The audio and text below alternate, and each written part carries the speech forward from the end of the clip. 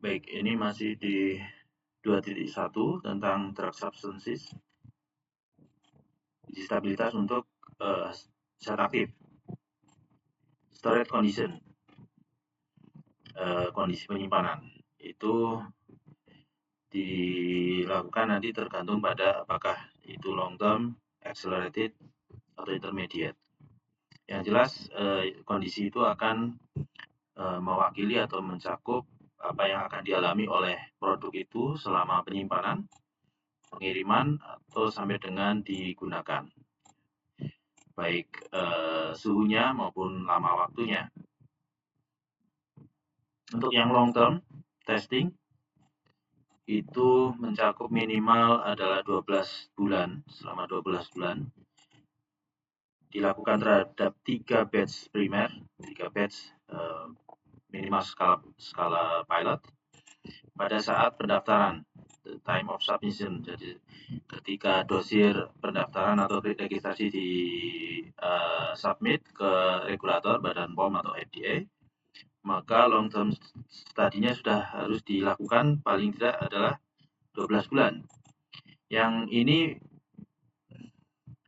kemudian diteruskan, kalau ini mungkin belum 12 bulan belum sampai expired, masih harus diteruskan, maka diteruskan sampai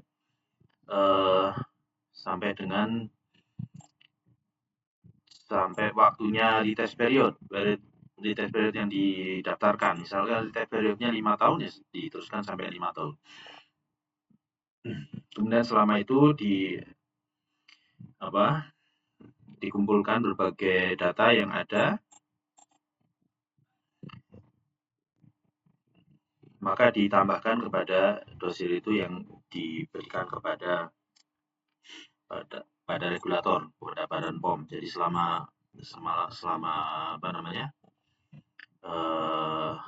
diteruskannya uji itu, ya setelah 12 bulan ini adalah untuk submission, pendaftaran, kemudian diteruskan. Nah, selama diteruskan ada data-data lain itu ditambahkan di dalam dosir, di dalam berkas-berkas registrasinya.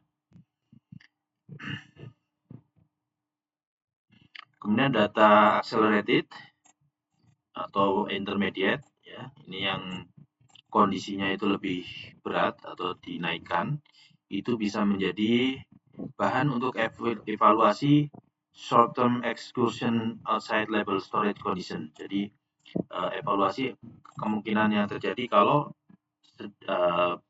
zat aktif itu mengalami paparan di luar label storage condition, kondisi penyimpanan yang ada di label. Jadi misalnya pada pengiriman itu terpaksa harus mengalami kondisi panas yang lebih tinggi daripada yang ditentukan di label, maka apa yang terjadi ketika itu bisa dievaluasi berdasarkan accelerated storage condition atau intermediate storage condition.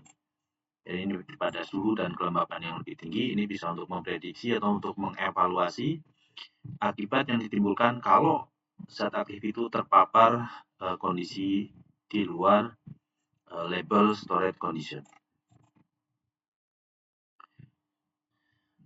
Kemudian kondisi yang lebih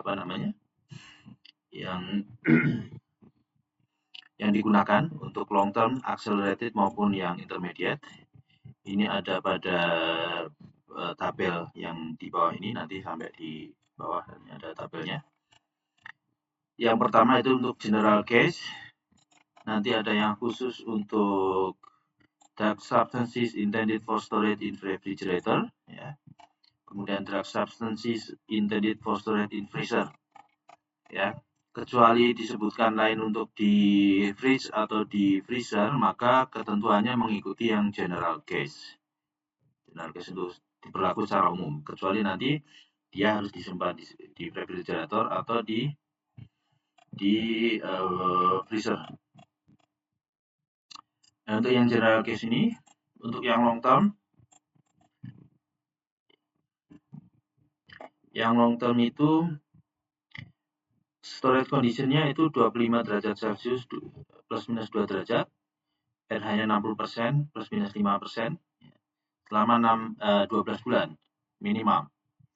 atau 30 derajat plus minus 2 derajat Celcius dengan RH 65% atau plus minus 5%. Ini bisa dipilih tergantung pada produsennya bisa memilih yang 25 atau yang 30 ya. It is up to the applicant to decide whether long-term studies are performed 25 atau 30. Jadi diputuskan oleh produsen apakah milih yang 25 atau 30. Kemudian intermediate itu adalah pada suhu 30. 30 plus minus 2 derajat dengan RH-nya 65%. Ini dilakukan selama 6 bulan. Ini ada catatannya, bintang 2 ini catatannya apa di sini. Kalau yang dipilih untuk long term-nya itu yang 30 derajat, jadi long term-nya ada 2 pilihan, 25 dan 30. Maka kalau yang dipilih itu yang 30 derajat, maka yang intermediate ini tidak perlu. Yang intermediate, yang ini juga 30 derajat ini, 6 bulan itu tidak perlu dilakukan. Tapi kalau yang dipilih 25, diperlukan yang 30 derajat ini, yang intermediate. Kemudian juga dilakukan yang accelerated, 40 derajat. Ya. 40 derajat plus minus 2 derajat dengan RH 75 plus minus 5 selama 6 bulan. Itu yang general case. Jadi secara umum itu long term intermediate accelerated-nya seperti itu. Kemudian jika pada long term studies ya, yang dilakukan pada 25 derajat Celcius terjadi significant change. Teramati adanya significant change pada periode 6 bulan. 6 bulan pada accelerated storage condition, maka perlu dilakukan intermediate storage condition. Significant change itu apa? Significant change itu adalah failure to meet its specification. Kegagalan memenuhi spesifikasi itu namanya significant change. Kalau itu terjadi selama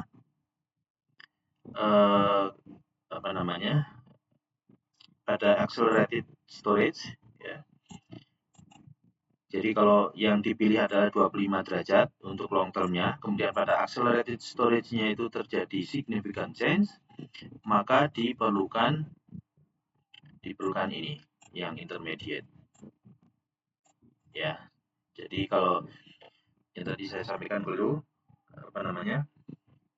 intermediate dilakukan ini kalau yang dipilih itu 25 derajat Celcius selama 12 bulan, kemudian pada accelerated-nya yang 40 derajat Celcius ini terjadi significant change, maka dilakukan intermediate 30 derajat plus minus 2 dengan RH 5%. Tapi kalau yang dipilih 30 derajat, maka tidak perlu ada intermediate condition.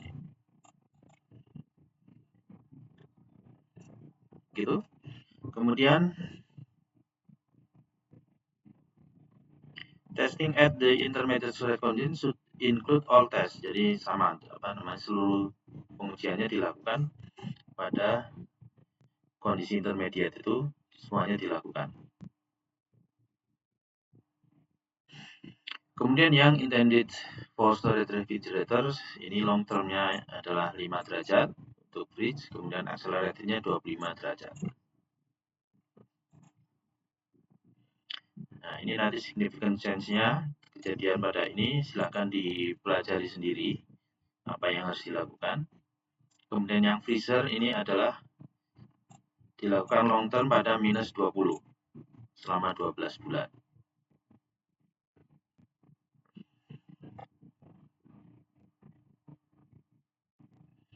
Jadi for drug substance and for storage in freezer, the retest period should be based on the real-time data obtained at long-term storage condition. Yeah. In the absence of an accelerated storage condition for drug substances intended to be stored in freezer, testing on single batch at an elevated temperature, 5 degrees Celsius, for an appropriate period should be conducted to address the effect of short-term exclusion.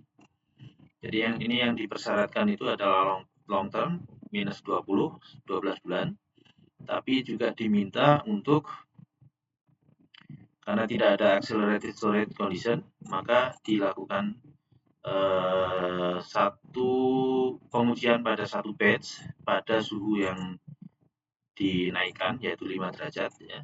Jadi kalau ini minus 20, 5 itu sudah naik tinggi ya, 5 derajat. Ini keperluannya adalah untuk mendapatkan informasi tentang efek kalau produk ini atau zat aktif ini mengalami paparan excursion di luar proposed label storage condition. Misalnya pada penanganan atau pada shipping pengiriman itu harus mengalami suhu yang tinggi, misalnya 5 derajat.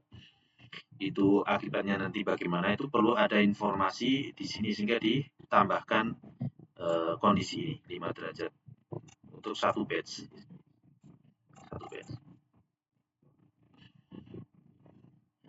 Itu untuk drug substance intended for storage below minus 20. Ini tidak ada ketentuan khusus, ini diperlakukan case by case. Yang di bawah 20, jadi lebih dingin lagi daripada freezer. Tuh. Demikian, kita potong dulu.